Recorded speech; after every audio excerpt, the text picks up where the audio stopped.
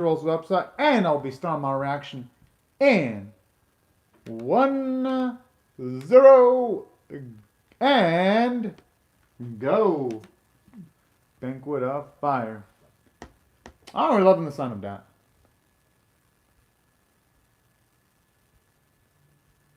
And I'm going to assume that he's more than just an auctioneer at this point.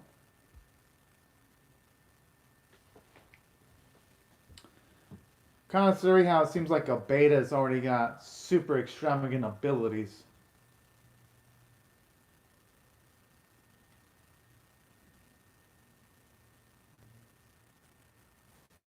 Oh.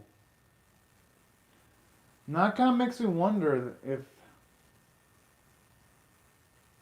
that's a good point.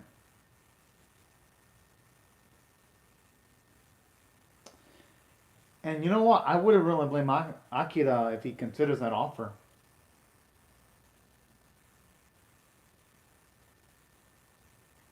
But then again, if he cuts ties with them, he's pretty much going to be on a different kind of leash. Seems like a lot. Okay, now it seems like there's way too many negatives for him to be joining them. But at the same time, though, it ain't such a bad offer regardless because it's the Akira was someone with a lot of self-preservation instincts and he might have taken Beta's offer. And I wouldn't have blamed him for it.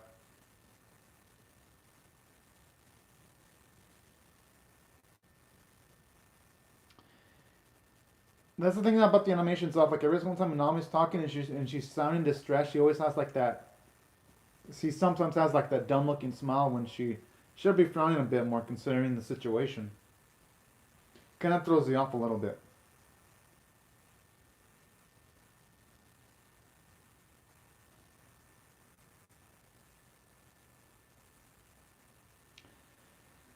And how in the world can they already guarantee that?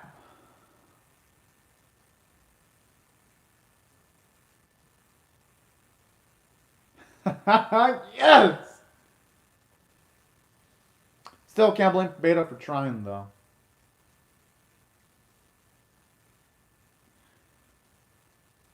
Talk about the overconfidence though.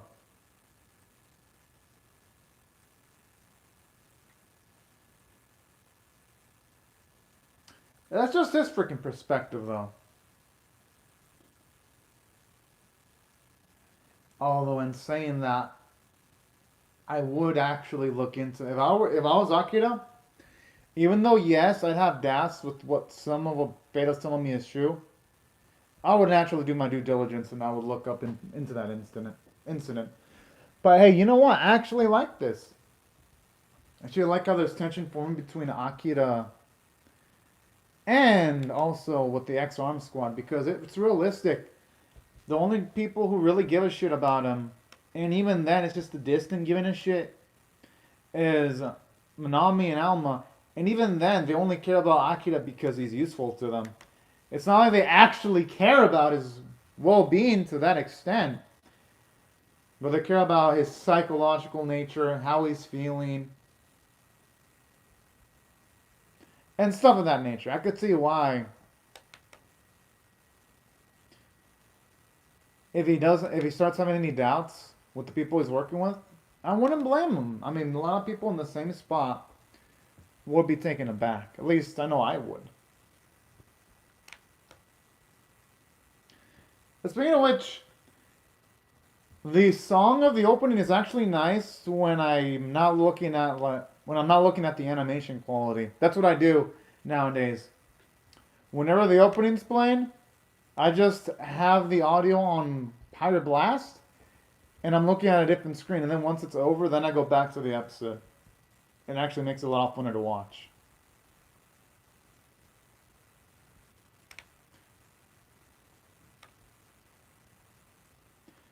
Because here, don't get me wrong, they do care about Akira, but more because he's sort of like a utility. If it wasn't for that, yeah, they obviously wouldn't care about him. I could see why Beto was trying to attack that psychological angle there.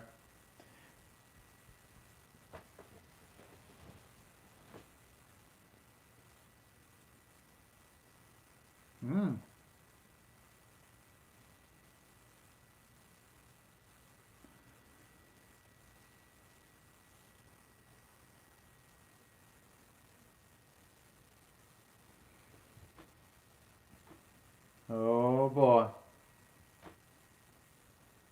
I mean, with X-Arm shits, you always gotta expect shit to get complicated no matter what, though.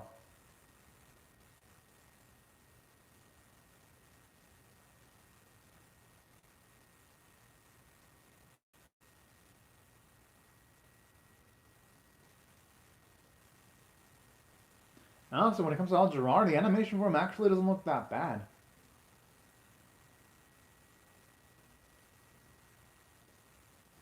And at least with the girl that can't move her neck, I mean, at least it saves the animators some time. They don't have to move her mouth flaps, just the more like the sound coming from the necklace. So that's a cool little touch. Oh! She looks good hand drawn! Just like Akira Fiebisuko looked really good hand drawn. At the same, the series couldn't look like this, so I'd prefer massive amounts of stills over CG with some awkward movements any day of the week.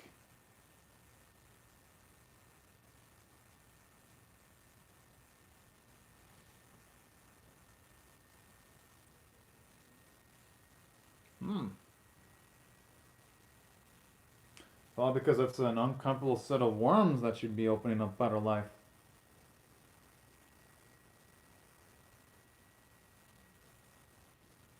And I like how it gives us some characterization. At least you do get to see some psychological skeletons in her closet at the very least.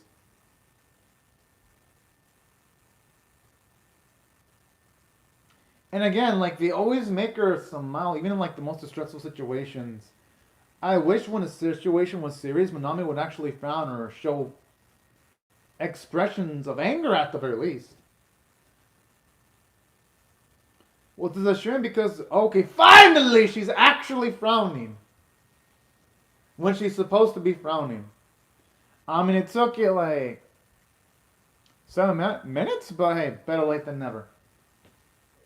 And that's the thing about this episode, the script itself is actually good now. Like, it's not bad. But good lord, the animators really fuck up the emotional execution.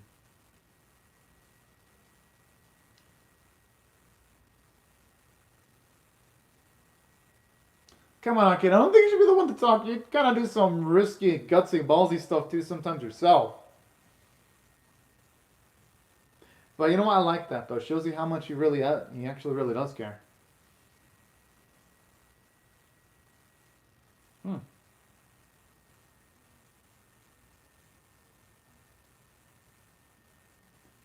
What the? Hey, you know, I'm actually kind of liking the creepy vibes right now. Ho ho! Looks like someone's about to go sucko.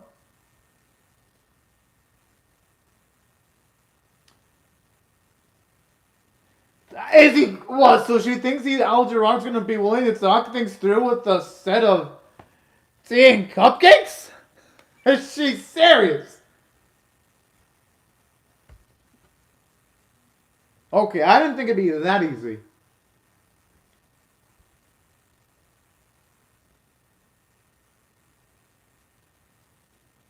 Okay, I'm actually surprised he's gonna actually open up about that. Okay.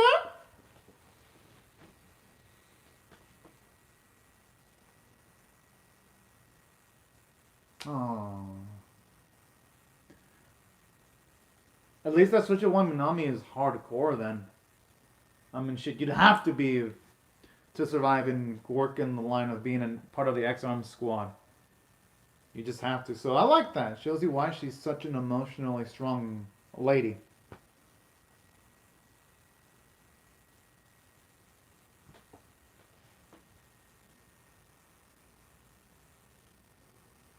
Oh, I seem like a cute, happy family.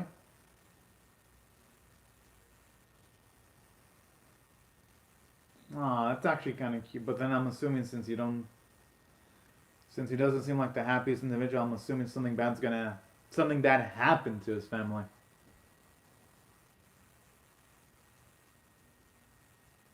Aww. That's life, though. It can be super fragile sometimes, unfortunately.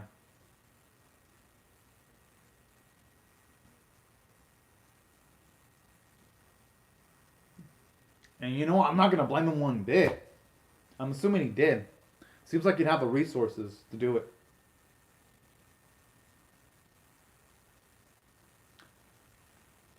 I mean, damn!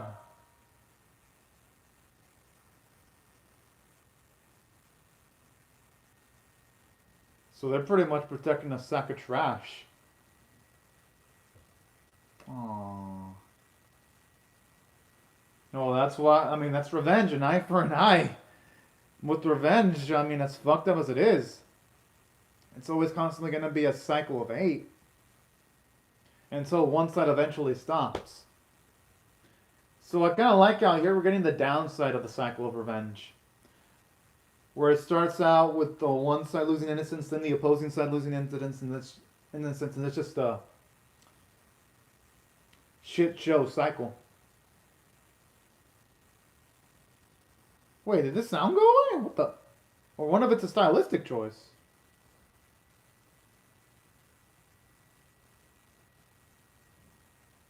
Oh, okay, so it is on purpose. Okay, actually, that's a good directorial choice from the episode. I'm actually shocked.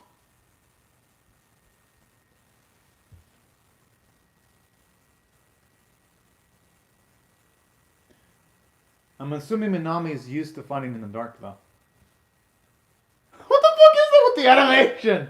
And a shame, too, because the previous episode had some decent choreography when Alma was fighting against all those machines.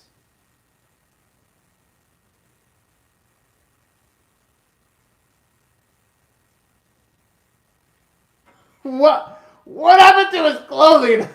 What the hell? And now it looks like they're finding in a freaking pool with the way he's moving so dang slowly.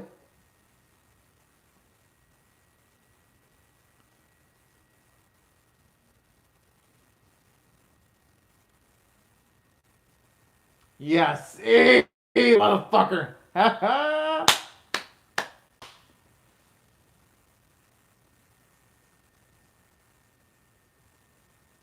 Oh. Such a shame. For the opposition. Scent. Oh, okay. I thought for a second it was also going to be partially because of Scent, too.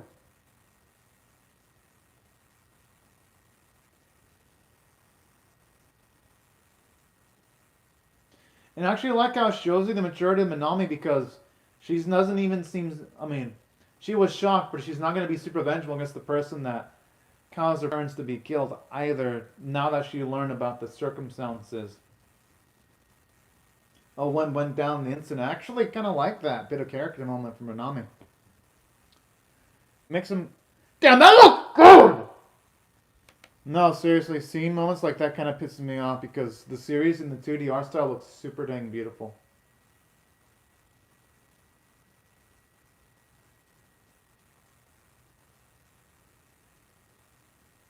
Yeah, but in life, almost nothing's gonna be ideal.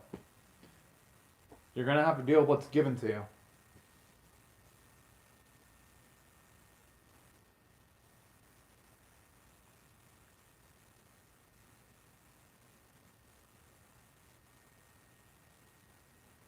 Hmm.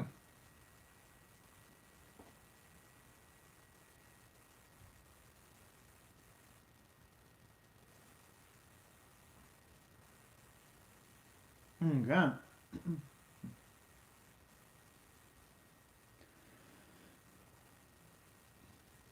I mean, at least now that justifies why they're going after her grandfather at the release. Well, at least it further justifies it. I like how one of the people in the silhouette is a fucking lady, and they have lady legs, but they have the face silhouette of a man. Like they all have the same face silhouette. Talk about a lack of effort from the animators right there.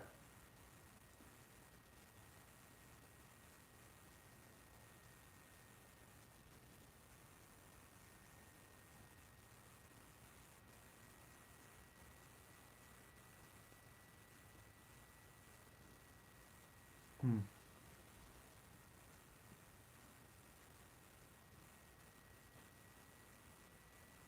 Oh, okay. I mean, at least that's good to hear.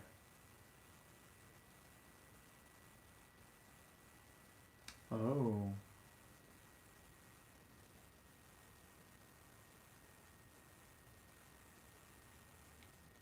Wait, what the fuck?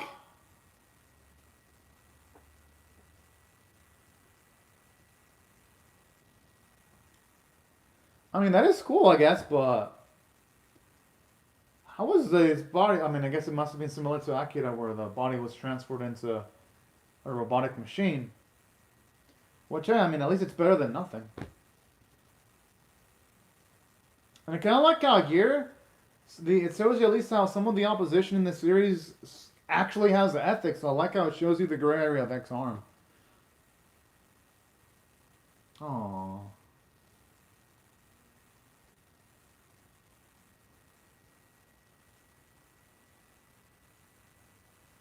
I mean, if she leaves Shinkoku, I wouldn't really blame Manami for that, but at the same time, I have a feeling she's gonna keep doing her duty.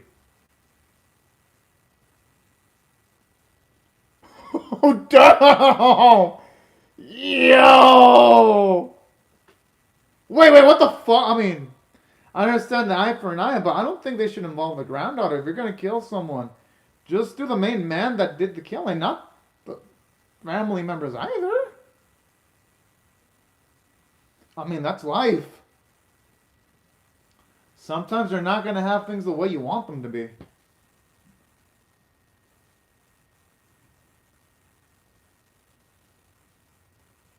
But the thing is, though, it's what someone wants.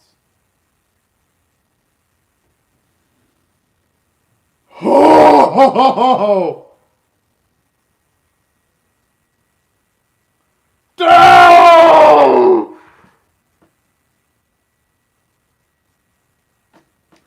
Okay, I gotta admit, the writing there was excellent because even with the shitty balls animation and with Manami still having that stupid smile sometimes when something bad happens, the script elevated it in the vocal performance.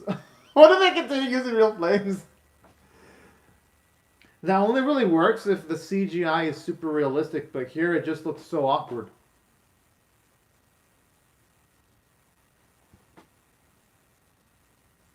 Hmm. Actually, I don't want to see Kono get a cool feat.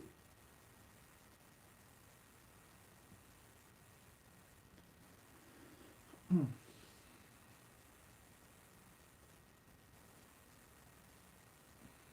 Well, at least you should acknowledge your grandfather did some bad things. And you kind of really feel bad for her, too. Oh. Oh, damn! Yo, if that can inspire change for Jingoku's granddaughter to actually do something useful into the plot that helps the X-Arm, the anti-X-Arm squad, then that'd be pretty damn badass there. I'm liking it. I'm seeing at least traces of plot points that could lead to something cool in the future episodes.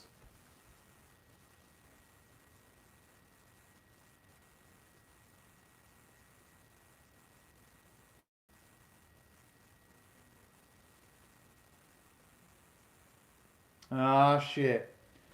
Hopefully, Rare Kondo wants to pull it off. He pulls it off quickly when it comes to going in for the kill. Wait, what the fuck?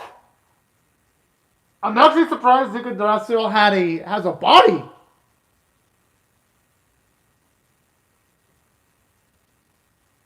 I thought she was just only. Okay, I really want to learn her connection with Akira here. I think it could lead to something interesting at the very least.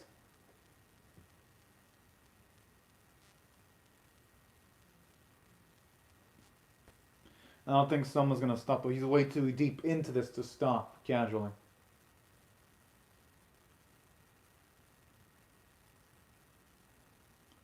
Whoa, what?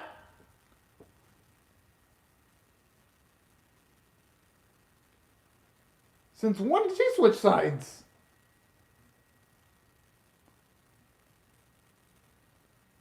They probably did. Okay, I gotta be. That is some max smugness.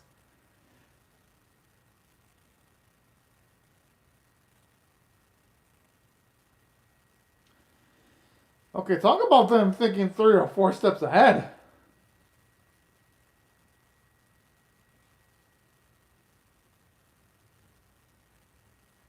Yo!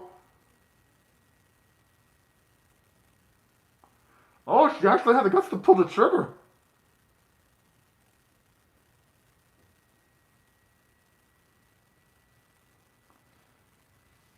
I mean, at least now we know Manami's stance.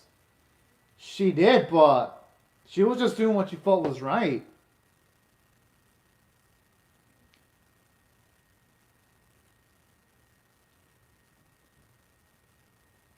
It really makes you feel for her. And even.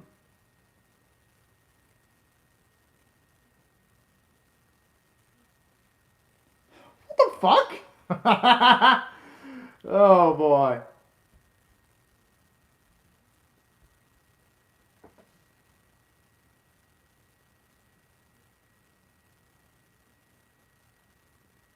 I wonder if there's gonna be like some kind of like third party that's gonna want to interfere, because when it comes to the X-Arm universe, we still don't know all the major players in the series yet.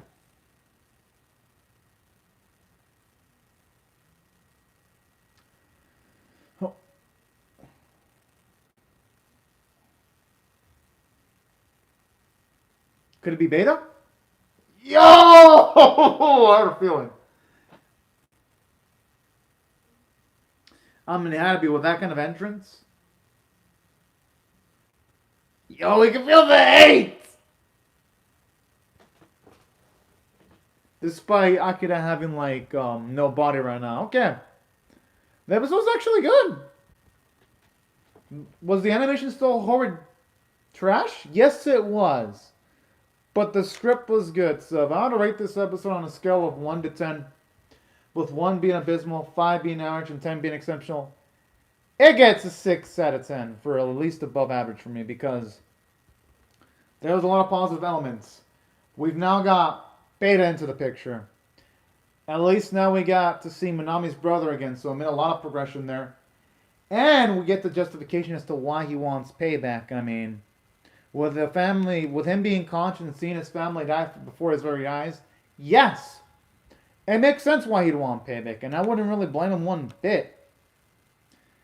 And on top of that, I just love the emotion in this episode, especially like when you hear the distress and sadness in Manami's voice actress's voice. You can definitely tell, even though the script wasn't good, she gave it her all. So that's why I thought the episode had some nice emotional moments. And from a character standpoint, it did great. You see Manami's conviction. She was literally willing to kill her brother if it meant preventing his brother from doing any atrocities. So I love that character moment from Manami. And also Soma getting his mindset as to why he is why he's in the shady side now. Why he wants to harm Shigoku. It makes sense, and I wouldn't blame him one bit. Oh, it's those robots again.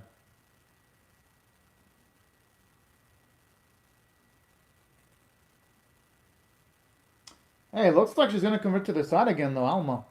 Which I don't know. I think they spoiled it in the preview. I don't think they should have revealed that to anime onlys like me. You know? Because I think they should at least try to keep a layer of suspense for anime onlys. Considering that when it comes to this series, it's like the writers are really figuratively walking on eggshells. Because don't get me wrong, the first 5 episodes of X-Arm are trash, but the last 2 have been good. But let's just be real, y'all. Most anime fans follow the 3-episode rule. No one's gonna have the patience to sit through 5 episodes of crap just to get to something that's at least watchable. No one is gonna do that. At least, I mean, except for people like, say, me and some other people. But it ain't gonna fucking happen. So I'm just wondering, why in the hell will they reveal one of their biggest surprises in the preview? It makes no sense. But in saying that, though, I guess I'll give it some credit for at least trying to give off some suspense and making it seem like Alma was hacked. Just that the preview pretty much got rid of any suspense, though, because now that I was going to have questions, oh, is she ever going to come back to the good side? Well, I guess questions like that can be completely dashed and destroyed now, with the episode just revealing everything just super casually. Now, Aside from that, there are other elements. I love the characterization from Minami. I love how it explains why she is the way she is. So that's some pretty darn good writing, at least by X-Arm standards. And even though the action sequences looked awkward, I do like the unique dictatorial choice of there being zero sound as the action was going on. I thought it at least made the episode a little bit more badass. As for some of the other elements, I gotta say, even though the animation was really terrible, at the very least, no, you know what? I really can't think of anything positive to say about the animation quality. It was actually really damn awful. So yeah, animation quality, awful. Looks like the series, at least so far, the peak has been episode 6 visually. And then the character designs considered, they still are like awkward because there, what, that scene where there's a woman-like silhouette where you see the lady feet, but yeah, it looks like the face of a man, and then all the other people and the silhouettes have the same faces. I mean, come on, X-Arm animators, you gotta try harder than that! The fuck? So yeah, from a visual standpoint, the episode fails just like all the X-Arm episodes, except for episode 6. I have to keep on prefacing that, because episode 6 is the only episode that wasn't an epic failure. Vocal performances were amazing, though. You can tell, even though the script was bad, Minami tried her best! Like, her voice actor tried her best! Like, if it wasn't for that performance, this episode would have been an epic failure, but due to the performance being amazing, it was above average for me, overall. Because I gotta respect the effort and the hustle from a voice actress. But anyways, y'all, these are my thoughts on X-Arm episode 7. I'd love to hear your thoughts on how I feel about my reaction or the episode itself in the comment section below. I hope y'all rate the video, share it, comment, subscribe, and I'll see y'all later if you come back for more, because I'm definitely pumped to see what episode 8 is going to bring. But anyways, y'all, thank y'all so much for watching my video, and have a fantastic day, everyone. Bye-bye.